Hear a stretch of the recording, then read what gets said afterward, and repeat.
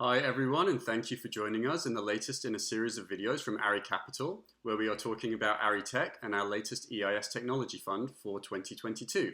Now, today we are talking all things ESG, and I'm delighted to be joined by a guest who is a real expert in that area, Martin Fox. Martin is the Managing Director of Bulletin, which is a specialist marketing consultancy in the financial services area, and he also chairs the Research, Education and Marketing Committee for the Enterprise Investment Scheme Association, or EISA as we like to call it. So hi Martin, thanks so much for joining us.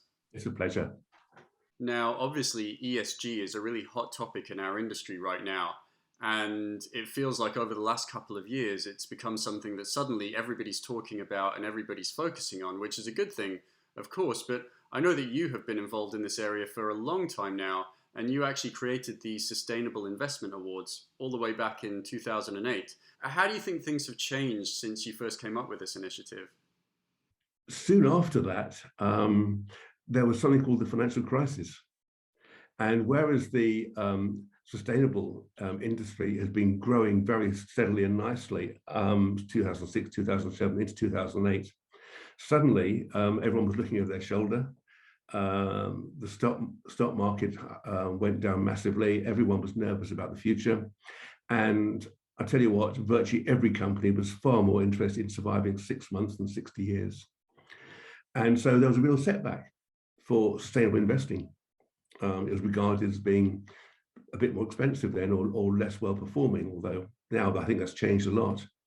So it took a setback. But I think about 3 years ago, I went along to one of the awards events, and the organizer said, Martin, I think we've absolutely made it now, because we're getting hundreds of entries for the awards and some internationally. And momentum is just fantastic. And now, of course, sustainable investing is being called the mega trend of the decade. So it's been an interesting journey. And I think, especially right now, we've seen it come out of the shadows and really into the mainstream.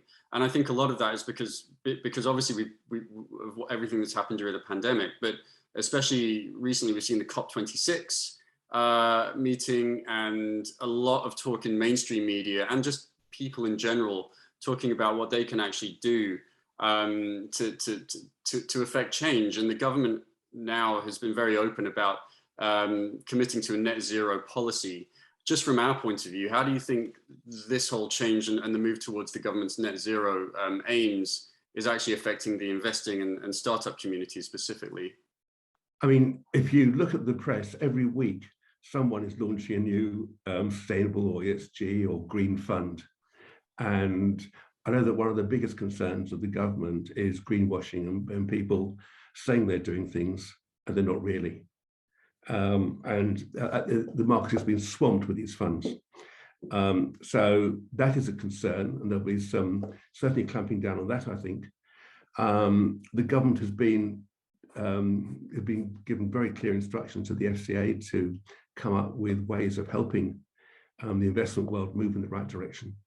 And to that end, they are currently working on a labeling system for funds, which will actually indicate over 5 tiers. The top level, whether it's an impact fund, at the bottom level, there's no sustainability, and then there's graduations in between. And so that's coming out. I think the consultation from the FCA is likely to come out in May, with implementation hopefully by the end of this year. It also means huge changes for advisors, because they are going to have to tell their clients what level they offer in terms of types of sustainable investing, what they do actually offer. And they have to offer their clients options as to what they want. Now, the client can say, I'm not interested, I just want you to make money. That's fine, in which case the funds they'll be offered will probably be called unsustainable, which is an interesting angle to it. But it means that the compliance process for advisors and their investment strategies are going to have to change. So the industry is certainly facing some significant changes over the coming year. And obviously we're right now working specifically on an EIS technology fund. Is this applying also to the EIS industry specifically? It's not envisaged that labeling will hit the EIS industry at the same time. I think it's something that may come later, but certainly there's going to be the need for sustainable EIS funds, because if a client says, I want a sustainable investment portfolio, you can't then get to EIS and say, well, you can't have it for that. And so there will be a need for a choice of sustainable funds for advisors to have and use. So yes, it's going to go along with the direction of travel, I think. It's so important, and I think you're really highlighting the importance of ESG and impact investing. So from your point of view, and especially looking forward as we take our fund forward at ARIE Tech, what do you think the EIS community can be doing, and how can we actually be acting on this idea to help get to the government's aim of net zero? I think there's a lot. Let's explain. Look, the focus up to now has been very much on the government setting an agenda and moving in a certain direction. Large companies have gone with it, the FTSE 100, probably the FTSE 250, and so on. And they've gone with it because of shareholder pressure, and it's the way the government wants to go. And actually, companies that are run sustainably and well tend to do better than those that don't. So they've gone with it. And the media, of course, have jumped on the bandwagon, and they're putting pressure on moving this direction. But there's one segment of the market that has not really been talked about yet, and that's that of private companies, small companies. And unless, there's millions of them in the UK, unless they jump on board and become part of this, then the whole thing's not going to work. So they have to jump on board.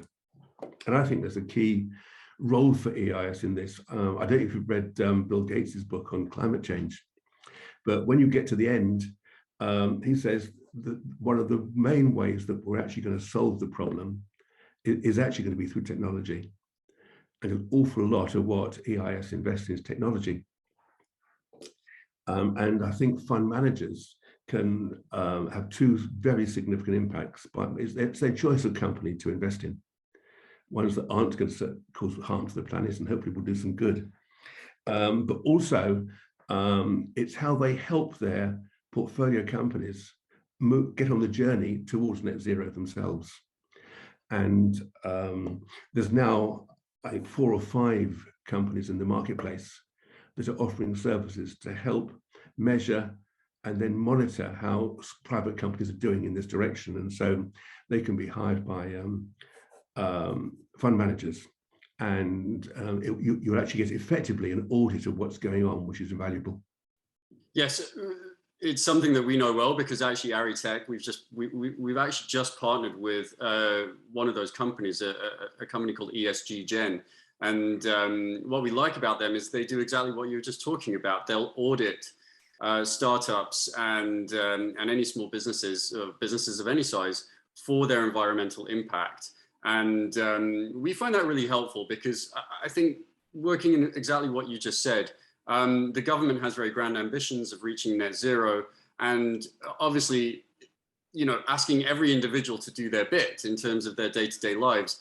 But I think it's a place where the investment community, the startup community, really can and maybe even has a responsibility to step up and lead the way.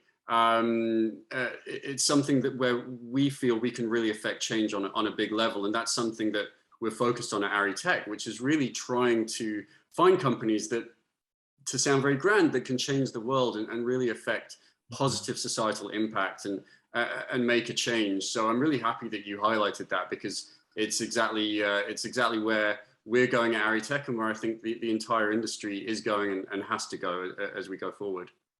Well, I'm really pleased that you have linked up with ESG Gen, because I want fund managers like ARIE, and I think ARIE is leading in this, in picking up in this way. It's still quite new to the industry. And yeah, I'm delighted that you've done it and set an example to others. It's also crucially important, I think, because with the right monitoring and audit, it will give an awful lot of confidence to investors and their advisors in what you're doing. Yeah, thank you. And that's very much in line with all of our aims as well. So Martin, thank you so much for talking to us a little bit about ESG today, and and helping us understand a little bit more. I know I've learned a lot from talking to you about that topic. For anybody else that's interested out there in learning more about ESG and also learning about ARIE Tech and our latest EIS Technology Fund for 2022, we will put the contact details up right after this, and we'll also put the contact details up for Martin Fox. In the meantime, thank you so much for joining, and we will see you again soon.